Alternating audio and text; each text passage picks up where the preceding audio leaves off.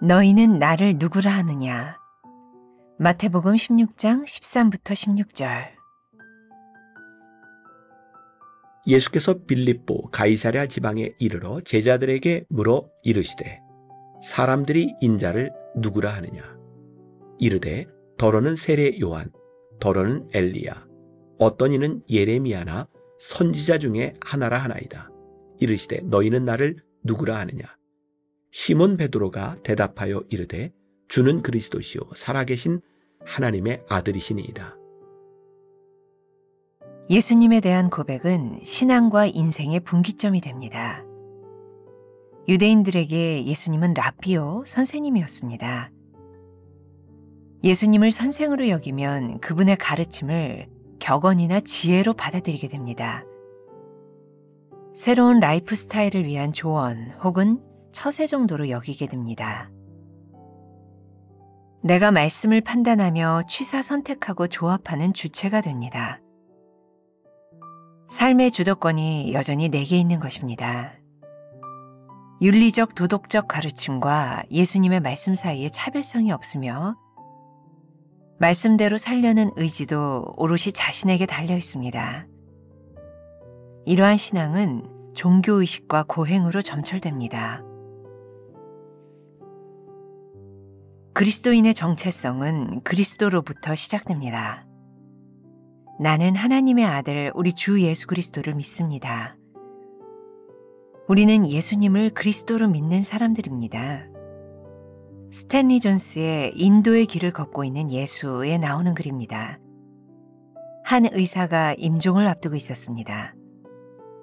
그리스도인 의사가 곁에서 그리스도를 믿고 모든 것을 그분께 맡기라고 전했습니다. 죽어가던 의사는 경이로움에 가득 차서 조용히 그 음성을 들었습니다. 새벽이 밝아오자 임종을 앞두었던 의사가 기쁨으로 말했습니다. 나는 평생 무엇을 믿어야 할지 고민했습니다. 그런데 이제 알겠습니다. 문제는 무엇이 아니라 누구였습니다. 주는 그리스도시요 살아계신 하나님의 아들이시니이다. 예수님은 그리스도이십니다. 예수님은 이스라엘이 구약시대부터 간절히 바라온 메시아, 구원자이십니다.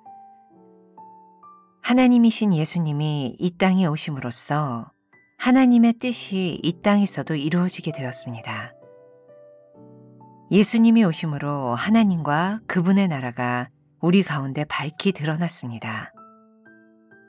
믿음으로 예수님을 영접하여 하나님의 다스림 가운데 들어간 자는 천국 백성으로 거듭나게 됩니다. 구원을 누리게 됩니다. 나에게 예수님은 누구십니까? 나는 예수님을 어떤 분으로 받아들입니까? 나는 예수님의 말씀을 어떻게 받아들입니까?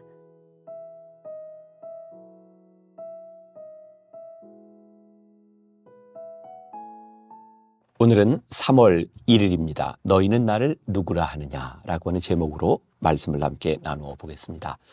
이렇게 3월이라고 하는 이 숫자가 우리들에게 주는 아주 묘한 뉘앙스가 있는 것 같아요. 아, 이제 봄이구나. 물리적으로 날씨가 얼마나 따뜻하냐, 추우냐에 대한 문제가 아니라 3월은 이제 봄이 되어서 뭔가 싹이 나고 뭔가 움트는 듯한 그런 느낌을 주고 있죠. 3월의 전체 주제는 만남입니다. 누구와의 만남일까요? 예수님과의 만남입니다. 우리가 앞으로 며칠 동안 계속 예수님은 어떤 분이신가, 내가 예수님을 만난다고 하는 것은 어떤 의미인가라는 것을 살펴보게 됩니다. 오늘 우리가 본문으로 택한 마태복음 16장은 굉장히 유명한 예수님께 대한 고백이 나오는 부분입니다. 주는 그리스도시요 살아계신 하나님의 아들입니다. 예수님께서 앞으로 며칠 동안 계속 나올 이야기입니다. 제자들에게 물으셨습니다. 너희는 나를 누구라 하느냐? 그때 제자들이 주는 그리스도시요 살아계신 하나님의 아들입니다 라고 대답했더니 예수님께서 그래, 내가 내 고백 위에 교회를 세우겠다 라고 말씀하시죠. 교회, 우리가 믿는 신앙은 바로 주는 그리스도시요 살아계신 하나님의 아들입니다 라는 고백 위에 세워져 있습니다. 오늘부터 우리가 나누게 될 이 고백, 예수님을 우리들이 어떻게 고백하느냐고 하는 것은 우리 신앙의 굉장히 중요한 기본이 되는 부분입니다. 그래서 여러분들 묵상집 처음에 이렇게 시작하고 있죠. 예수님에 대한 고백은 신앙과 인생의 분기점이 됩니다. 제자들이 어떻게 고백했다고요? 주는 그리스도시요 살아계신 하나님의 아들입니다. 예수님 당시에 많은 유대인들이 예수님을 이렇게 믿었습니다. 랍비요, 당신은 선생입니다.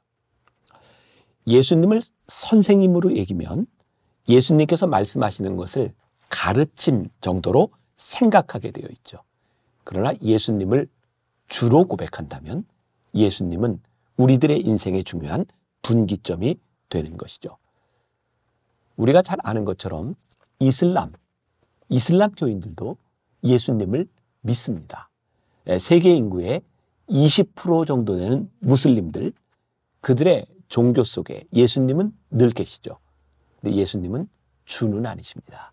그분은 선지자 중에 한 분이십니다. 우리들에게 굉장히 중요한 질문을 던져주고 있는 겁니다. 예수님은 여러분들에게 선생님입니까? 여러분들의 삶의 주가 되십니까? 예수님은 여러분들의 삶의 선지자, 선생님들 여러 사람 중에 한 분입니까? 아니면 오로지 예수님은 내 삶의 주인이 되십니까? 이 대답에서 우리의 신앙이 본질적으로 세워지게 되어 있는 거죠. 자, 그래서 두 번째 문단에 보면 이렇게 시작을 하고 있습니다. 그리스도인의 정체성은 그리스도로부터 시작됩니다. 자, 이 정도는 우리가 좀 알아도 좋을 것 같아요. 예수라고 하는 말, 히브리어의 예수라고 하는 말은 그리스도라고 하는 뜻을 가지고 있습니다. 이 그리스도라고 하는 말은 헬라어죠. 메시아라고 하는 말, 이 예수님이라고 하는 말, 이게 히브리어와 같은 의미를 가지고 있는데 이 그리스도라고 하는 말은 또 기름 부음을 받은 자라고 하는 뜻을 가지고 있어요. 이스라엘에서 기름 부음을 받는다, 기름을 붓는다라고 하는 말은 누군가를 그 자리에 임명한다는 거예요. 예수 그리스도, 우리의 구원자 되신 그분이 기름 부음을 받으셨다라고 하는 말은 뭐예요? 그분을 나의 삶의 구세주로 인정한다. 내 삶의 구원자로 인정한다라고 하는 말이죠. 즉, 우리 그리스도인들의 아이덴티티, 내가 예수님으로 인하여 구원을 받았습니다. 예수님은 나의 구원자이십니다. 라는 고백이 우리 그리스도인들의 아이덴티티가 되는 것이겠죠. 그래서 오늘 저와 여러분들에게 다시 한번 물어야 될 질문입니다. 예수님은 여러분들에게 어떤 분이십니까? 우리는 예수님을 나의 삶의 구원자로, 내 삶의 주인으로, 오로지 주인으로 믿으며 우리들이 살아가고 있습니까? 이 부분에서 우리는 명확하게 대답을 할 수 있어야 될 것 같아요. 자, 마태복음 16장 16절 그 세 번째 문단에 보니까 주는 그리스도시요 살아계신 하나님의 아들이시니이다. 유명한 베드로의 고백이 나오고 있죠.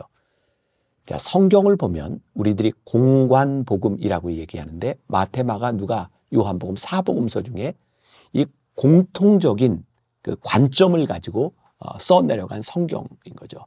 예수님에 대한 이야기예요.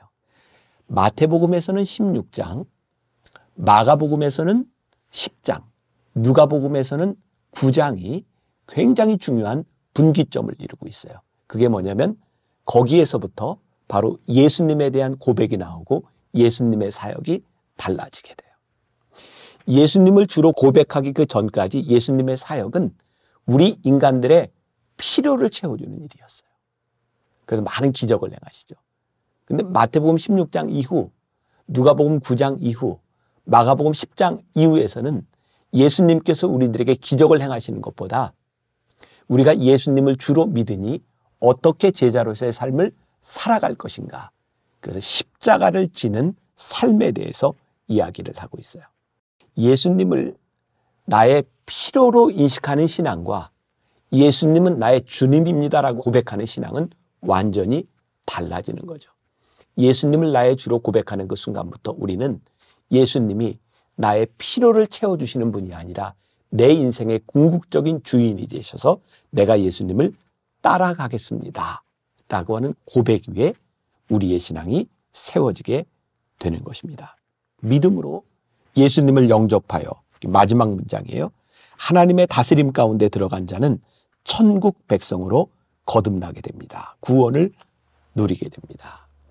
예수님을 나의 구원자로 고백하는 순간, 예수님을 주로 고백하는 순간, 우리는 예수님을 우리들의 삶에 영접하는 순간 예수님의 다스림 가운데 있어요. 저는 이 말을 굉장히 좋아합니다.